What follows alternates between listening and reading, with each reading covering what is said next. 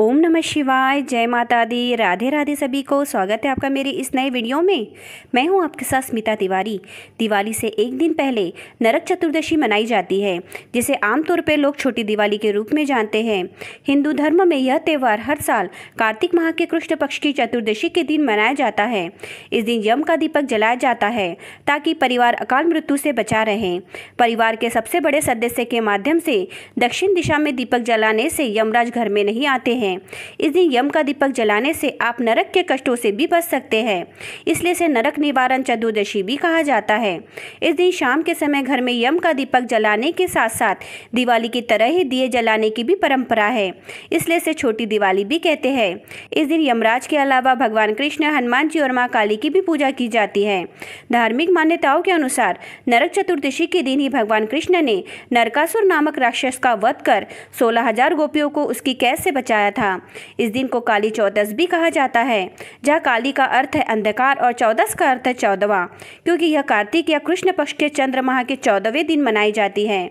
तो आइए जानते हैं आज के वीडियो में कि नरक चतुर्दशी की तिथि क्या रहने वाली है, इस दिन यम का दीपक जलाने का शुभ मुहूर्त क्या है, नरक चतुर्दशी का महत्व क्या होता है, इस दिन यम का दीपक क्यों जलाया जाता है और यम का दीपक किस तरीके से जलाना चाहिए, साथ ही इस दिन हमें किन बातों का ध्यान रखना चाहिए। यह सारी जानकारी इस वीडियो से जानेंगे, तो वीडियो को लास्ट तक जरूर देखिएगा। वीडियो को स्किप करके बिल्कुल भी मत देखिएगा और जो भी हमारे चैनल पर नए हैं, पहली बार आया तो चैनल को सब्सक्राइब कर लीजिए और वीडियो को लाइक भी कर लीजिए और कमेंट्स बॉक्स में ओम नमः शिवाय जरूर लिख दीजिए। तो चलिए वीडियो की शुरुआत करते हैं। तो सबसे पहले हम नरक चतुर्दशी की तिथि जान लेते हैं। हिंदू पंचांग के अनुसार कार्तिक माह के कृष्ण पक्ष की चतुर्दशी तिथि 30 अक्टूबर को दोपहर 1:15 पर शुरू होगी। वे इसका समापन अगले दिन 31 अक्टूबर को दोपहर 3:52 पर होगा।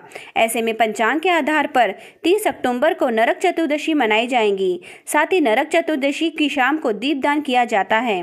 धार्मिक मान्यताओं के अनुसार इस मौके पर दीपदान करना बहुत उत्तम माना जाता है। तो चलिए अब यम का दीपक जलाने का शुभ मुहूर्त जान लेते हैं। नरक चतुर्दशी 30 अक्टूबर 2024 को मनाई जाएगी। नरक चतुर्दशी के दिन सूर्यास्त के बाद यम दीपक जलाया जाता है। इस दिन शाम 5:36 से शाम 6:02 के बीच में यम दीपक जला सकते हैं। तो इस तरीके से यम दीपक जलाने का शुभ मुहूर्त रहेगा। अब हम नरक चतुर्दशी का महत्व जान लेते हैं। छोटी दिवाली की रात महाकाली की पूजा का भी विधान है, ताकि आप नकारात्मक शक्तियों या बुरी आत्माओं के प्रभाव को दूर कर सके। अधिकतर शक्ति परंपरा को मानने वाले भक्त इस रात माँ काली की पूजा करते हैं। कई हिंदू इस दिन अपने पापों से खुद को शुद्ध करने के लिए अभ्यंग स्नान करते हैं। कहा जाता है कि जो लोग इस दिन अभ्यंग स्नान करते हैं वे नरक जाने से बच जाते हैं।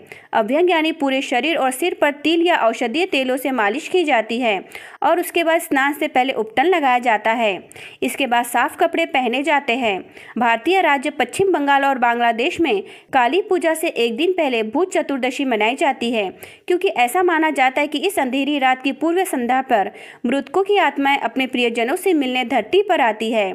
यह भी माना जाता है कि एक परिवार के 14 पूर्वज अपने जीवित रिश्तेदारों से मिलने जाते हैं और इसलिए उन्हें घर की ओर आने में मदद करने के लिए और विशेष रूप से बुरे लोगों को भगाने के लिए घर के चारों ओर 14 दिए रखे जाते हैं। पौराणिक मान्यताओं के अनुसार इस दिन श्री कृष्ण ने 16,000 स्त्रियों को नरक से मुक्त कराया था। इस दिन श्री कृष्ण की पूजा राधा रानी के साथ की जाती है। इस दिन को श्री कृष्ण चतुर्दशी भी कहा जाता है। तो यही है नरक चतुर्दशी का महत्व।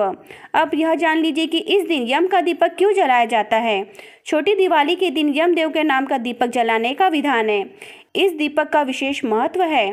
धार्मिक मान्यताओं के अनुसार नरक चतुर्दशी के दिन यम का दीपक जलाने से परिवार में अकाल मृत्यु का भय नहीं रहता है।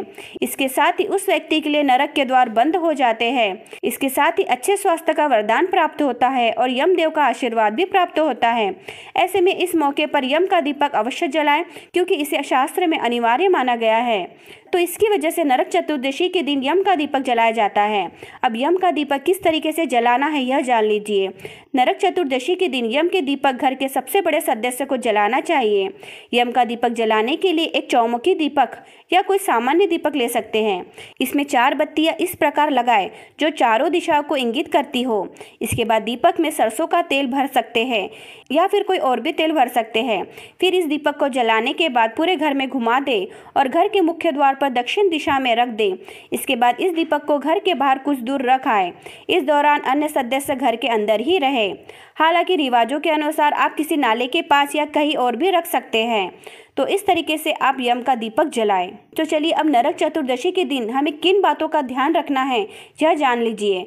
नरक चतुर्दशी के दिन तो पूजा की ही जाती है, लेकिन इस दिन आपको और भी बहुत सारी बातों का ध्यान रखना चाहिए जिससे घर में सुख और समृद्धि बनी रहेगी। चलिए जानते हैं हमें किन बातों का ध्यान रखना चाहिए। नरक चतुर्दशी के दिन सूर्योदय से पहले नहाना चाहिए। नरक चतुर्दशी के दिन अपने माथे पर तिलक भी लगाना चाहिए। नरक चतुर्दशी को यमराज के नाम का दीपक जलाना चाहिए। छोटी दिवाली के दिन घर की दक्षिण दिशा को गंदा नहीं रखना चाहिए। नरक चतुर्दशी के मौके पर घर की साफ सफाई का पूरा ध्यान रखना चाहिए। नरक चतुर्दशी के दिन सुबह स्नान करके भगवान श्री कृष्ण की पूजा करनी चाहिए।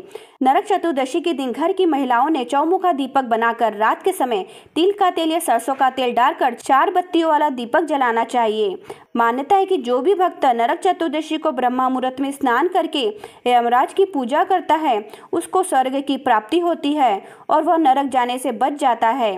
नरक चतुर्दशी को उपटन लगाकर नहाने की भी परंपरा है। तो यही वो सारी बातें हैं जिनका ध्यान हमें नरक चतुर्दशी के दिन रखना है।